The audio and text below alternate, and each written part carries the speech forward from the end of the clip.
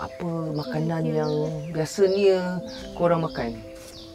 Biasa kami makan nasi. Nasi? Bukan ubi kayu? Tak. Tapi ada kalanya kita makan lah dekat ubi kayu tu. Yang Musim ruji hujan. nasi lah. I was surprised to learn that rice is the staple food for them, as most of the Orang Asli communities have abandoned rice farming. Kita nak perjuangkan tanah Huma.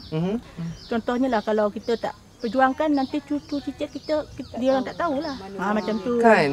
Dia orang tak reti nak buat tu semua kan. Tapi sekarang anak-anak semua dia orang ada belajar tak? Ada. Ada kan? Segelintir lah. Ini turun-temurun kan? Biasanya bila menanam? Bulan 8, 9. 8. Berapa lama? Dijangka menuai dalam bulan dijangka. 1, 2 macam tu. Oh. Padi tu 6 bulan tunggu.